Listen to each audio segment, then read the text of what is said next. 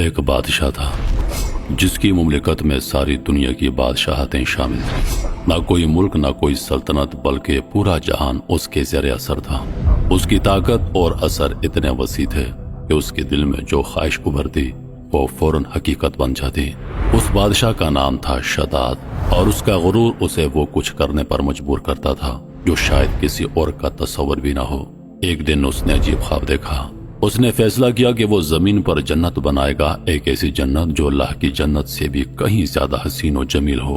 اس نے اپنی جنت کا منصوبہ شروع کیا اور زمین پر جنت بنانا شروع کر دی، ایسی جنت جو ہر طرف سے خدا کے عظیم حکم کو چیلنج کرتی تھی۔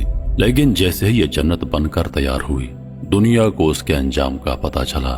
آج کی ویڈیو میں ہم AI کی مدد سے شداد کی جنت کے منظر کو دوبارہ دیکھیں گے، ایک جنت جو تاریخ میں ایک عبرت بن گئی۔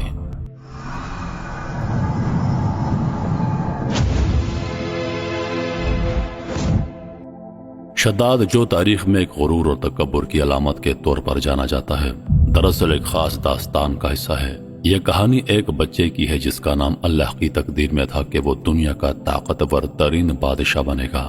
ایک دن ایک کشتی دریا میں سفر کر رہی تھی جس میں کئی لوگ سوار تھے۔ کشتی طوفان کا شکار ہو گئی اور اس میں سوار تمام افراد غرق ہو گئے، مگر اللہ کی مرضی کے مطابق ایک بچہ اس طوفانی حادثے میں زندہ بچ گیا۔ یہ بچہ اللہ کی حکمت کا حصہ بن چکا تھا اور اللہ نے اس کی تقدیر میں کچھ بڑا لکھا تھا۔ اللہ نے جبریل امین علیہ السلام کو حکم دیا کہ اس بچے کی پرورش کرو، اسے اپنا سایہ دو اور اسے بڑا کرو۔ جبرائیل علیہ السلام نے اس بچے کو محبت اور عیش و آرام کے ساتھ پالا، اسے سکھایا اور اس کی تربیت کی۔ وہ بچہ جب جوانی کی عمر کو پہنچا تو وہ شداد بن گیا اور تاریخ کا ایک ایسا نام بن گیا جس کا غرور اور تکبر ساری دنیا میں مشہور ہوا۔ شداد کی سلطنت ایک ایسی طاقت تھی جس کا کوئی مقابلہ نہیں تھا۔ اس کی بادشاہت نہ صرف زمین کے مختلف حصوں تک پھیلی ہوئی تھی، بلکہ اس کی حکمرانی میں ہر طرف خوف اور احترام کا عالم تھا۔ اس کی سلطنت میں دنیا کے نہ صرف مشرق و مغرب کے علاقے شامل تھے، بلکہ اس کا اثر و رسوخ ہر بر اعظم تک پھیل چکا تھا۔ شمال میں برفیلے پہاڑوں سے لے کر جنوب میں بے انتہا صحرا تک ہر خطہ اس کے حکم کا پابند تھا۔ شداد کی سلطنت میں خوشحالی اور عیش و آرام کا راج تھا۔ ہر شہر میں محلات اور شاندار باغات تھے جن میں رنگ برنگے پھول اور دریا کی طرح بہتے چشمے تھے۔ اس کے خزانے اتنے وسیع تھے کہ کوئی حساب نہیں لگایا جا سکتا۔ سونے، چاندی، جواہرات اور قیمتی پتھروں کی انبار تھی، اور ہر خزانہ اتنا بڑا کہ اس کا تصور بھی نہیں کیا جا سکتا۔ اس کے خزانے میں ہر قسم کی دولت، قیمتی مال اور اشیاء شامل تھیں جنہیں صرف چند افراد دیکھ سکتے تھے۔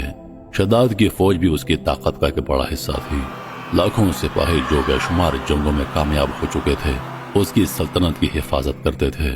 اس کی سلطنت کی دیواریں اتنی مضبوط تھیں کہ کسی بھی دشمن کو اس کے دروازے تک پہنچنا محال تھا۔ اس کی سلطنت میں انتظامی نظام اتنا مضبوط تھا کہ ہر چیز میں اس کی حکمرانی کا عکس نظر آتا تھا۔ شداد کی سلطنت کی شان و شوکت کی ایک مثال اس کے شاہی دربار کی تھی، جہاں دنیا کے مختلف حصوں سے لوگ آ کر اس کی عظمت کا اعتراف کرتے تھے۔ وہاں اس کی مجلس میں قیمتی لباس اور زیورات سے سجے درباری اور وزیروں کا ہجوم رہتا تھا جو ہر پل اس کی مرضی کے مطابق کام کرتے تھے۔ اس کے بادشاہت میں فنون علم اور دولت کا ایسا امتزاج تھا کہ اس کا نام تاریخ میں ہمیشہ سنہری حروف میں لکھا جائے گا۔ شداد کی طاقت اور تکبر کی کوئی انتہا نہیں تھی۔ اس کی بادشاہت میں اس کا حکم ہی سب کچھ تھا، اور اس کے دل میں غرور کی ایک ایسی لہر تھی جو خدا کے سامنے بھی سرکشی کے جذبات کو بیدار کرتی تھی۔ وہ یہ سمجھتا تھا کہ اپنی بے پناہ طاقت اور دولت کے ساتھ وہ کسی سے نہیں ڈرتا، حتیٰ کہ اللہ کے عذاب سے بھی۔ اس کی زندگی کا مقصد صرف اپنی جنت بنانا اور دنیا بھر میں اپنی عظمت کا ڈنکا بجانا تھا۔ اس کے دل میں اللہ کا خوف کہیں نہیں تھا اور اس کا تکبر ہر روز بڑھتا جا رہا تھا۔ لیکن اللہ کی حکمت بے نظیر تھی۔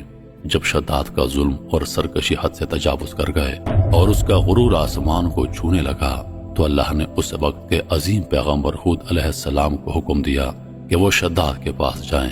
اللہ نے فرمایا، جا اور اس ظالم کو میری آیات پڑھ کر سنا، اسے میرے عذاب کی حقیقت سے آگاہ کر تاکہ وہ اپنی سرکشی سے باز آ جائے۔ ہود علیہ السلام جو اللہ کے پیغامات کو دل و جان سے پہنچانے والے تھے، اللہ کے حکم کی تعمیل میں شداد کے دربار میں پہنچے۔ وہ جب دربار میں پہنچے تو اس کا منظر کچھ اور ہی تھا۔ دربار میں عیش و عشرت کا ماحول تھا، شاندار محلات، قیمتی لباس اور خوشبو سے بھرپور ہوا تھی، لیکن ہود علیہ السلام کی آنکھوں میں ایک خاص نور تھا جو اللہ کے پیغام کی سچائی اور طاقت کو ظاہر کرتا تھا۔ ہود علیہ السلام نے دربار میں موجود تمام لوگوں کی طرف نظر دوڑائی اور پھر اپنی آواز بلند کی، اے شداد سنو، تم جو اللہ کی عظمت کو نظر انداز کرتے ہو، تم جو اپنی سرکشی میں ہر حد کو پار کر گئے ہو، تمہیں یاد رکھنا چاہیے کہ اللہ کی سزا سے کوئی نہیں بچ سکتا۔ ان کی آواز میں ایسی گونج تھی جو دربار کی چمک دمک اور دنیاوی خوشیوں کو بھی ماند کر دیتی تھی۔ پھر ہود علیہ السلام نے اللہ کی آیات پڑھ کر سنائی، ان آیات کو جو اللہ کے عذاب کی حقیقت اور اس کی بے پناہ قدرت کو ظاہر کرتی تھی۔ ہر لفظ میں ایک گہرائی تھی، ہر جملے میں ایک حقیقت تھی جسے شداد کے دل میں اترنا چاہیے تھا۔ انہوں نے اللہ کی سزا کا ذکر کیا کہ کس طرح اللہ نے پچھلے اقوام کو اپنی نافرمانی کی وجہ سے تباہ کیا، اور پھر اسے خبردار کیا کہ اگر وہ اپنی سرکشی سے باز نہ آیا تو وہ بھی اللہ کے عذاب کا شکار ہوگا۔ شداد جو اپنے عظمت کے خوابوں میں گم تھا، ایک لمحے کو ہود علیہ السلام کی باتوں سے لرز گیا۔ اس کی آنکھوں میں کچھ لمحوں کے لیے خوف اور ندامت کی جھلک دکھائی دی، مگر پھر وہ اپنے غرور میں ڈوبا رہا۔ اس نے ہود علیہ السلام کی باتوں کو صرف ایک تنقید کے طور پر سنا اور پھر اپنے دربار میں موجود لوگوں کو اپنا حامی بنا کر ہود علیہ السلام کو نظر انداز کر دیا۔ شداد نے ہود علیہ السلام کی باتوں کو ایک لمحے کے لیے غور سے سنا، پھر اپنے تکبر سے بھرپور آواز میں کہا، تمہارا اللہ مجھ سے کیا چاہتا ہے؟ کیا وہ میری سلطنت اور بادشاہت کو ہلکا سمجھتا ہے؟ ہود علیہ السلام نے آرام سے جواب دیا، اللہ تم سے صرف یہ چاہتا ہے کہ تم اس کی نافرمانی نہ کرو، ظلم چھوڑ دو اور اللہ کی عبادت کرو، اپنے آپ کو خدا نہ سمجھو کیونکہ صرف وہی حقیقی خدا ہے۔ شداد نے یہ سن کر ایک ہنسی کے ساتھ کہا، اچھا اگر میں یہ سب کر لوں تو پھر اللہ مجھے کیا دے گا؟ اس کے چہرے پر ایک چمک تھی جیسے کہ وہ ایک چیلنج قبول کرنے کے لیے تیار ہو، مگر اس کے اندر ایک تجسس بھی تھا جو اس کی عظمت کی خواہش کو چھپانے میں ناکام تھا۔ ہود علیہ السلام نے ایک گہرے اور پرسکون انداز میں کہا، اگر تم اللہ کی رضا کے مطابق اپنی زندگی گزارو گے تو اللہ تمہیں ایسی نعمت دے گا جس کا کوئی مقابلہ نہیں، وہ تمہیں جنت میں داخل کرے گا، ایک ایسی جنت جہاں نہ کوئی تکلیف ہوگی نہ کوئی غم، جہاں تمہیں ابدی خواہش ملے گی۔ شداد کے چہرے پر چند لمحوں کے لیے خاموشی چھا گئی، اس کی آنکھوں میں حیرت اور تجسس کی جھلک تھی، گویا اس کی زندگی کی سب سے بڑی خواہش کا جواب اس لمحے میں مل گیا ہو۔ وہ ہود علیہ السلام کی باتوں کو بہت دھیان سے سن رہا تھا اور اس نے جلد ہی سوال کیا، یہ جنت کیا ہوتی ہے؟ ہود علیہ السلام نے مسکراتے ہوئے کہا، جنت وہ مقام ہے جہاں تمہیں سب کچھ مکمل طور پر ملے گا جس کا تم نے کبھی خواب نہیں دیکھا۔ وہاں نہ کوئی درد ہوگا، نہ کوئی بیماری، نہ موت کا خوف۔ تمہارے لیے وہاں کے درخت ایسے ہوں گے جن کے نیچے ہمیشہ سایہ رہے گا اور ان کے پھل کبھی ختم نہیں ہوں گے۔ وہاں ہر جانے پانی کے جھرنے ہوں گے جن میں زندگی کا سکون ہوگا۔ تمہارے لیے سونے اور چاندی کی نہریں بہتی ہوں گی اور تمہیں ہر چیز میں مکمل سکون اور خوشی ملے گی۔ ہود علیہ السلام نے اپنی بات جاری رکھی، وہاں کے محل اتنے حسین ہوں گے کہ ان کا تصور بھی تمہیں یہاں کی دنیا کی تمام عیش و آرام سے زیادہ عزیز ہوگا۔ وہاں تمہیں بے شمار نعمتیں ملیں گی جو کبھی ختم نہیں ہوں گی۔ وہاں تمہیں ہمیشہ کے لیے اطمینان اور سکون ملے گا اور تمہارا دل کبھی نہیں تھکے گا۔ شداد کا دل کچھ لمحوں کے لیے ٹوٹا ہوا سا محسوس ہوا۔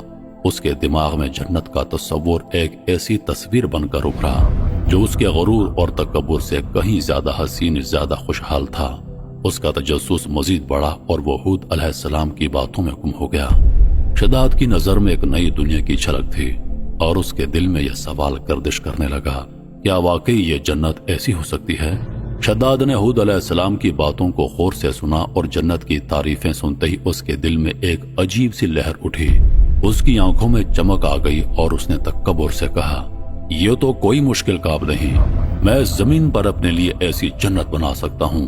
تمہاری جنت کا تصور بہت حسین ہے مگر میں ہی زمین کا خدا ہوں، میرے پاس دولت ہے، طاقت ہے اور جو چاہوں کر سکتا ہوں۔ ایسی جنت بنانا میرے لیے کچھ بھی مشکل نہیں، بس میرے حکم کی دیر ہے۔ ہود علیہ السلام نے صبر سے جواب دیا، شداد تمہیں یہ سمجھنا چاہیے کہ تم جو جنت کا خواب دیکھ رہے ہو وہ اللہ کی مرضی کے بغیر ممکن نہیں، یہ صرف دنیاوی لذتیں ہیں جو جلدی ماند پڑ جائیں گی۔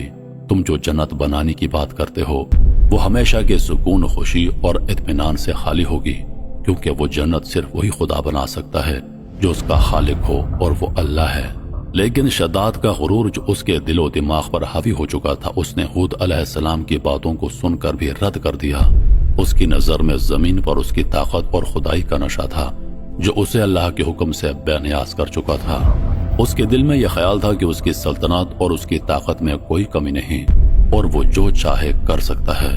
وہ اپنی جنت کے تصور میں محو تھا اور اس کے اندر کا تکبر اسے اس بات کی اجازت نہیں دیتا تھا کہ وہ اللہ کی قدرت کے سامنے تسلیم ہو۔ شداد نے پھر سے بڑی بے باکی سے کہا، تم مجھ سے جو چاہو کہو، لیکن میں وہ سب کچھ بنا سکتا ہوں جو میں چاہوں، اور میری جنت میرے ہاتھوں میں ہوگی، نہ کسی اور کی۔ اس کے الفاظ میں ایک ایسی مضبوطی تھی جو اس کے اندر کے خود ساختہ خدا ہونے کے نشے کا غماز تھا، اور ہود علیہ السلام کی باتیں اس کے کانوں میں گئیں اور پھر باہر نکل گئیں۔ اس کے دل میں غرور کا سمندر تھا اور وہ اللہ کے عذاب کو نظر انداز کرتے ہوئے اپنی سلطنت میں مگن تھا۔ جب ہود علیہ السلام نے دیکھا کہ شداد پر کسی بات کا کوئی اثر نہیں ہو رہا اور اس کے دل میں اللہ کی آیات اور نصیحتوں کی کوئی گہرائی نہیں جا رہی، تو وہ مایوس ہو کر اس کے دربار سے واپس لوٹ آئے۔ ان کی آنکھوں میں ایک غمگینی تھی، کیونکہ وہ جانتے تھے کہ اللہ کا پیغام وہ پہنچا چکے ہیں، لیکن جو لوگ اپنی سرکشی میں اندھے ہو چکے ہوں ان کو ہدایت دینا بہت مشکل ہوتا ہے۔ شداد کے دل میں ایک نیا عزم جاگ گیا۔ اس کا تکبر اور خدائی کا نشہ بڑھ چکا تھا اور وہ مزید اپنی جنت بنانے کا ارادہ کر چکا تھا۔ اس نے اپنے دربار میں بیٹھے وزیروں کو بلایا اور ان سے مشورہ کیا کہ اب وہ جنت بنانا شروع کرے گا، جو اللہ کے حکم کو نظر انداز کر کے اس نے اپنے ذاتی طور پر تخلیق کرنے کا فیصلہ کیا تھا۔ شداد نے اپنے وزیروں کو حکم دیا کہ فوراً دنیا کے ہر کونے میں اپنے سپاہیوں کو بھیجو اور جو بھی سونا اور قیمتی دھاتیں ملیں وہ سب کو جمع کریں۔ دنیا کا کوئی بھی سونا چاہے وہ ذرا برابر ہو، سب کو میرے ملک میں لے آؤ۔ شداد نے حکم دیا، میرے حکم کے مطابق پوری دنیا کا خزانہ اکٹھا کر کے یہاں پر لے آؤ۔ ہر جگہ سے سونا، چاندی، جواہرات اور قیمتی پتھر میری جنت بنانے کے لیے استعمال ہوں گے۔ اس کے سپاہیوں کو ہر شہر، ہر گاؤں اور ہر ملک میں بھیجا گیا۔ دنیا کے تمام خطوں سے سونے اور قیمتی دھاتوں کا خزانہ لایا جانے لگا۔ شداد کا ارادہ تھا کہ وہ اپنی سلطنت میں ایسی جنت بنائے جو زمین پر کسی نے نہ دیکھی ہو، اور وہ یہ ثابت کرے گا کہ وہ اللہ سے بھی بڑی جنت بنا سکتا ہے۔ شداد کے حکم سے دنیا کے ہر گوشے سے سونا، جواہرات اور قیمتی مواد جمع ہونے لگا، اور اس کے خزانے میں اتنی دولت آ گئی کہ کسی کے تصور میں بھی نہیں آ سکتا تھا۔ وہ اپنے محل کو سونے اور جواہرات سے مزین کرنے میں مگن تھا اور اپنی جنت کی تکمیل میں کسی بھی حد تک جانے کے لیے تیار تھا۔ چنانچہ اس نے اپنے افسروں میں سے 100 معتبر افراد کو بلایا، ہر ایک کو 1000 آدمیوں پر مقرر کیا، اور تعمیر کے سلسلے میں ان سب کو اپنا نقطۂ نظر اور پسند سمجھا دی۔ اس کے بعد پوری دنیا میں اس کام کے ماہرین کو عدن بھجوانے کا حکم دیا۔ عدن وہ علاقہ تھا جس میں شداد رہتا تھا۔ اس کے علاوہ سب حکمرانوں کو حکم دیا کہ سونے چاندی کی کانوں سے اینٹیں بنوا کر بھیجیں، اور کوہ عدن کی طرح ایک شہر جو 10 کوس چوڑا اور 10 کوس لمبا ہو وہ بنانے کا حکم جاری کر دیا۔ اس کی بنیادیں اتنی گہری کھدوائیں کہ پانی کے قریب پہنچا دی، پھر ان بنیادوں کو سنگ سلیمانی سے بھروا دیا۔ جب بنیادیں بھر کر زمین کے برابر ہو گئیں تو ان پر سونے چاندی کی اینٹوں کی دیواریں چنی گئیں۔ ان دیواروں کی بلندی اس زمانے کے گز کے حساب سے 100 گز مقرر کی گئی۔ جب سورج نکلتا تو اس کی چمک سے دیواروں پر نگاہ نہیں ٹھہرتی تھی۔ یوں شہر کی 4 دیواری بنائی گئی۔ اس کے بعد 4 دیواری کے اندر 1000 محل تعمیر کیا گئے۔ ہر محل 1000 ستونوں والا تھا اور ہر ستون جواہرات سے جوڑاؤ کیا ہوا تھا۔ پھر شہر کے درمیان میں ایک نہر بنائی گئی اور ہر محل میں اس نہر سے چھوٹی چھوٹی نہریں لے جائی گئیں۔ ہر محل میں حوض اور فوارے بنائے گئے۔ ان نہروں کی دیواریں اور فرش یاقوت، زمرد، مرجان اور نیلم سے سجا دی گئیں۔ نہروں کے کناروں پر ایسے مصنوعی درخت بنائے گئے جن کی جڑیں سونے کی، شاخیں اور پتے زمرد کے، ان کے پھل موتیوں، یاقوت اور دوسرے جواہرات کے بنوا کر ان پر ٹانک دیے گئے۔ شہر کی دکانوں اور دیواروں کو مشک و زعفران اور عنبر و گلاب سے سیقل کیا گیا۔ یاقوت و جواہرات کی خوبصورت پرندے چاندی کی اینٹوں پر بنوائے گئے جن پر پہرے دار اپنی اپنی باری پر آ کر پہرے کے لیے بیٹھتے تھے۔ جب تعمیر مکمل ہو گئی تو حکم دیا کہ سارے شہر میں ریشم کے قالین بچھا دیے جائیں۔ پھر نہروں میں سے کسی کے اندر میٹھا پانی، کسی میں شراب، کسی میں دودھ اور کسی میں شہد و شربت جاری کر دیا گیا۔ بازاروں اور دکانوں کو کم خواب اور ظریفت کے پردوں سے آراستہ کر دیا گیا، اور ہر پیشہ ور والے کو حکم دیا کہ وہ اپنے اپنے کاموں میں مشغول ہو جائیں اور یہ کہ اس شہر کے تمام باسیوں کے لیے ہر وقت ہر نو قسم کے پھل اور میوے پہنچایا کریں۔ 12 سال کی مدت میں یہ شہر جب اس سجاوٹ کے ساتھ تیار ہو گیا تو تمام امراء ارکان و دولت کو حکم دیا کہ سب اس میں آباد ہو جائیں۔ پھر شداد خود اپنے لاؤ لشکر کے ہمراہ انتہائی تکبر اور غرور کے ساتھ اس شہر کی طرف روانہ ہوا۔ کچھ علماء کو ساتھ لیا اور راستے بھر میں ان سے مذاق کرتے ہوئے ان سے کہتا رہا، ایسی جنت کے لیے تم مجھے کسی اور کے آگے جھکنے اور ذلیل ہونے کا کہہ رہے تھے، میری قدرت اور دولت تم نے دیکھ لی۔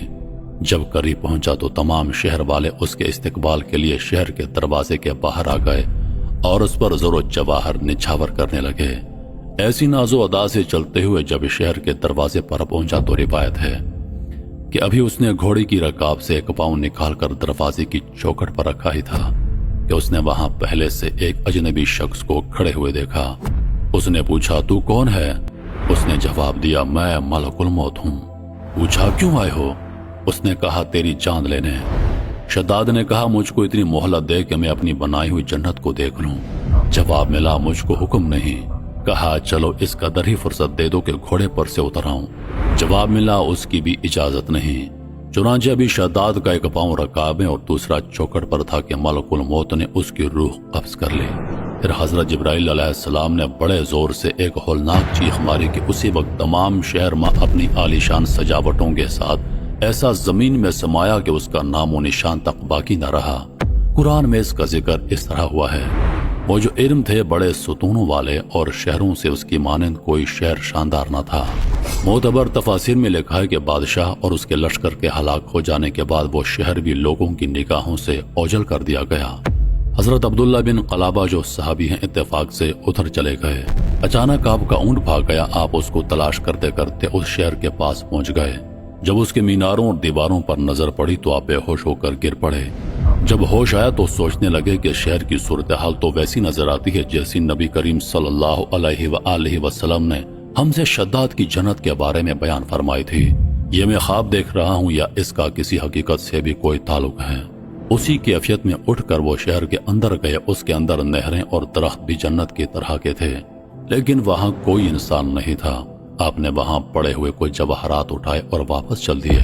وہاں سے وہ سیدھے اس وقت کے دارالخلافہ دمشق میں پہنچے۔ حضرت امیر معاویہ رضی اللہ عنہ وہاں موجود تھے۔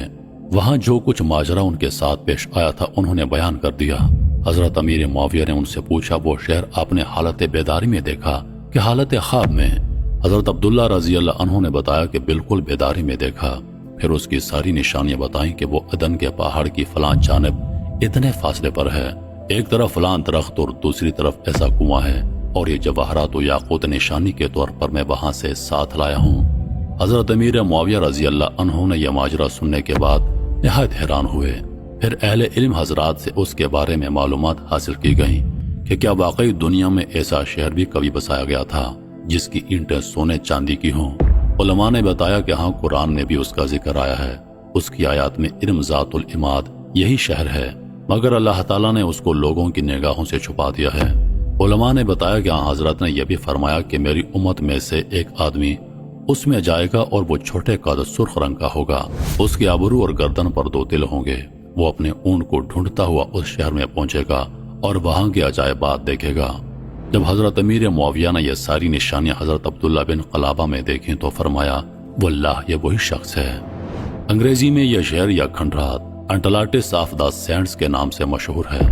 عرصہ دراز تک یہ شہر اور اس کے کھنڈرات اپنے خزانے کی کہانیوں کی وجہ سے مشہور رہا ہے۔